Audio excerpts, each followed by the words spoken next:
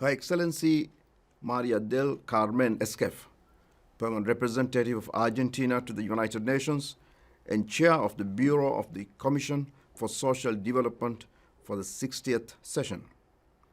Excellencies, ladies and gentlemen, thank you for the opportunity to contribute to this year's 60th session of the Commission for Social Development. As we begin our third year of the global pandemic, we do so with both frustration at the rise of the Omicron variant, as well as hope that the end we so desperately seek is approaching. It is this end that we must address today. What does our world look like in the post-COVID era? What lessons have we learned from our responses? To be clear, COVID-19 has posed a significant setback to sustainable development. 600 million people are close to extreme poverty, and 3 billion people cannot afford a healthy diet. These are startling numbers. Yet, at the same time, the level of response and the impact of the recovery measures put in place offer signs of encouragement. Social protection measures have skyrocketed in the last 2 years. And while implementation has been deeply uneven across the world, particularly between developed and developing countries, the efforts made demonstrate that social safety nets do work and could have huge impacts on the lives and livelihoods of the people we serve. Excellencies, we must see COVID-19 pandemic as both crisis and opportunity.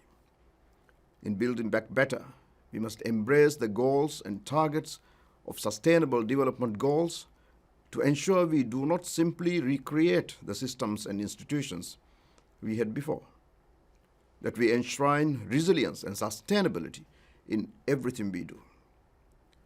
This requires us to be bold and ambitious in our intentions and generous in our actions.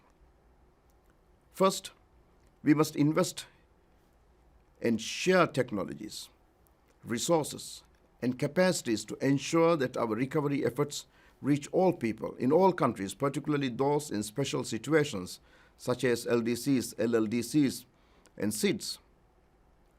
Second, we must prioritize universal access to basic services and infrastructure, especially around education, nutrition, and healthcare. These are basic human rights, and far too many have had to suffer needlessly during the pandemic. The recovery period must ensure that no one is left behind. This will allow for an inclusive and equitable recovery that empowers all people, including women and girls, young people, the elderly, and persons living with disabilities. Third, we must invest in training and education, particularly green skilling. COVID-19 is one crisis, but others await. We cannot ignore the risks of climate change or other crises. Investing in a green and blue recovery will allow for an economic rebound that strengthens the workforce, builds resilience, mitigates carbon emissions, protects our ecosystems, and invests in new sectors and industries.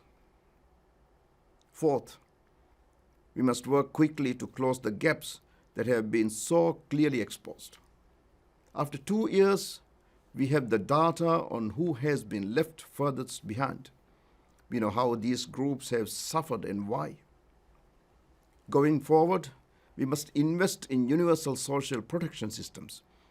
This will ensure that future crises are well prepared for and that all people can access comprehensive social support systems that guarantee a basic level of social security.